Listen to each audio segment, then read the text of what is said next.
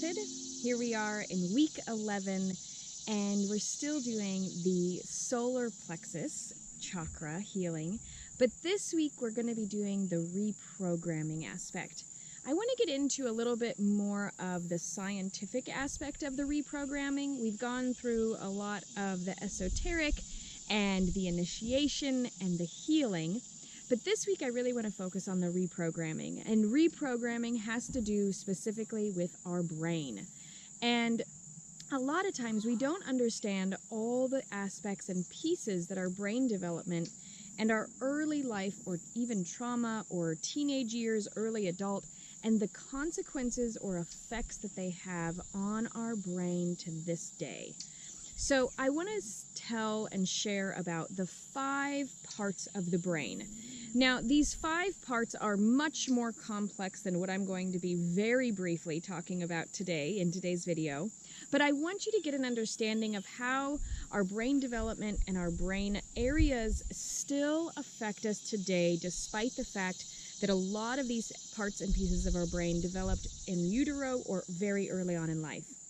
So let's jump in to learning about the 5 parts of the brain. The first part of the brain is the brain stem or the spinal cord. So the spinal cord is just an extension of our brain stem. Now this is formed very early on in utero or while we are actually still in the womb developing. So we often don't see the aspects of our lives of the womb development and things like that as part of our actual development. But this is a very vital and core part of our programming and our conditioning and our development. What kind of experiences were our mothers going through while we were in utero? What kind of stresses? What was their diet like? Were they getting the right nutrition? Were they getting self-care? Were they experiencing trauma? All of these things actually affect and interact with our development in a very real way. So knowing that this development that we received does need to be addressed. If we know that our mother was going through specific issues or stresses or circumstances during our development in utero, it may need that we need to especially spend some time in that magical mothering womb bath and experience or re-experience a safe, healing, developmental aspect of our ability to heal. So our brainstem and our brain cord really has a lot of the ability and the functioning of our actual control that we have over our body. Our ability to have proper reaction to stimulus, the ability to feel hot and cold sensations for our brainstem to get those neural responses and to respond effectively and efficiently. A great example of this is when you have your finger on a hot stove, your body will automatically react and remove the stimulus, remove your hand from the stimulus before you even realize in your brain that you were touching something hot. Same thing if you step on something that's sharp or pokey, or some people stepped on a nail, and that ability to respond quickly and intuitively in a body reaction rather than a brain reaction is directly correlated with that brain stem. The next aspect of the brain is the Diencephalon. This is developed from birth and through infancy. This is really what controls our autonomic nervous system. Now, there's 3 parts to the autonomic nervous system. We're not going to go through all of this. This is, again, just a very brief overview, but I really want you to understand that there is so much complexity in the brain development specifically. So with the autonomic nervous system, this really controls all functions of the body. This is really everything that is regulating our body, from our heart rate to our sleep patterns, to our digestive system, our sex drive, even our blood pressure, how much our blood vessels are dilating or restricting. So this is really a vital functionality of our body. If you are going through physical ailments, physical symptomalities, then really focusing on that autonomic nervous system is a vital component to your health and healing and well-being. And the reprogramming aspect, really. So So much of our body's regulatory systems were created within the very first months of our lives. And what did we need more than anything in those first few months of crucial development? We needed to be fed, we needed to be loved, we needed to be snuggled, we really needed to be cared for. So this is where the cry it out method really has developmental aspects of deteriorating and destroying huge functionality that is crucial to developing in these early months of life. So this is where the science meets the experience or the practicality. If you were raised to, sit in a dark, empty room, and when you cried, you did not get fed, your body actually learned how to shut down, how to not properly regulate. It shut down the digestive system because it was not getting its needs met of being properly fed and cared for. There's another really vital component to this aspect of being touched and loved and cared for in a timely manner. So when babies cry, they are crying because they need either physical touch, they need to be fed, they are wet, they're uncomfortable. Something is happening in their body that is showing I'm going to cry to let them know that my body is trying to regulate itself, but it is unable to care for itself. There's something called failure to thrive. When babies are not touched, when they're not stimulated, you could feed them, you could have them on a feeding tube, you could be giving them all the calories, all the nutrition physically that they need, but they will not develop physically, mentally, or emotionally if they do not get touch.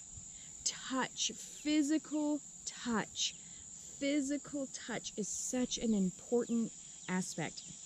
So if in your early years you know that you were not physically touched in a loving, affectionate way, it is really vital to get this experience, either through massage work or by attending a Magical Mothering Method retreat. They're happening all in every season throughout the next year. So through the retreat experience, we are going to be doing a lot of hands-on physical touch. I'm going to be doing massage work with each of the clients. I'm going to be really offering affectionate, loving, magical mother touch. And through this touch, you're going to experience what was maybe lacking or not experienced early on in infancy, and really getting that brain development, which can happen at any time, to happen now so that you can start regulating those digestive, autonomic, nervous system responses in a healthy and abundant way.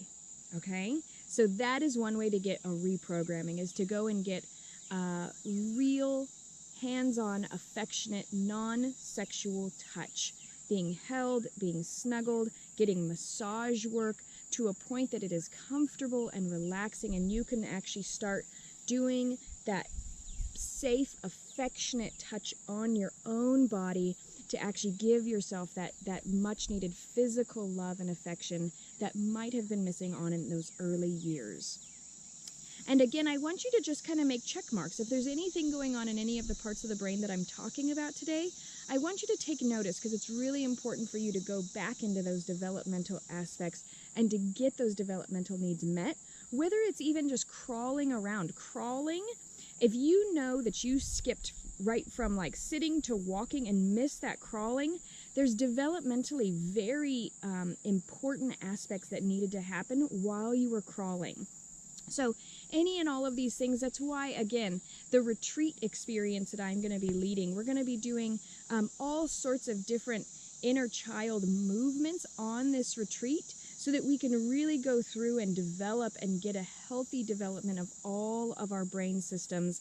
By the time this retreat is done, we're going to have a very healthy and motivated and well-working brain function. The third part of the brain that I want to talk about is the limbic system. Now, the limbic system develops in late infancy, mid-infancy, and into early childhood. And this is really about our emotional regulation. This is also when memories start forming, around 3 or 4 years old. So this is our function to actually be able to respond to emotional stimuli And this also reinforces behavior. So if we were taught with either spanking or physical aspects, this could have actually affected our ability to actually emotionally regulate ourselves. There's also this aspect that if a consistent fight, flight, or freeze response was adopted, there was not actual real coping skills regulating or being introduced into our lives. So we actually were reinforced with a fight, flight, or freeze response rather than learning and having real coping skills as our behavioral responses.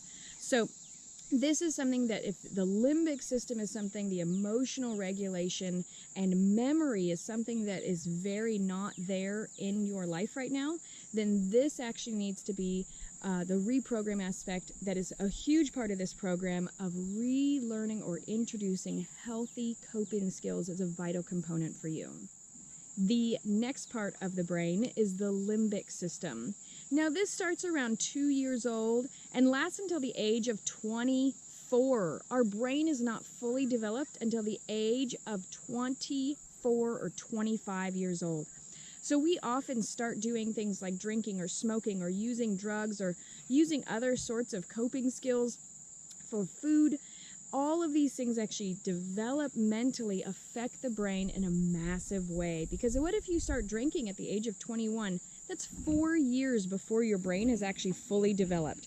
That has a lasting and imperative effect on the brain. So this is actually where our intelligence, our personality, our motor functions, this is where planning, organizing, touch sensation, so the ability to process outside stimuli and language and communication is really a part of this. So starting very early on, this cortex could get traumatized or damaged or just not have enough functionality through nutrition or many aspects in life. So knowing that this could and most likely is a part of, if you're not able to follow through, if you have a hard time planning, if you have different personalities around different people, all of these aspects really play a role with this cortex, this aspect of the brain. Now there's one more area, which is the frontal cortex, and this is really developed from adolescence, puberty specifically, to about the age of 25.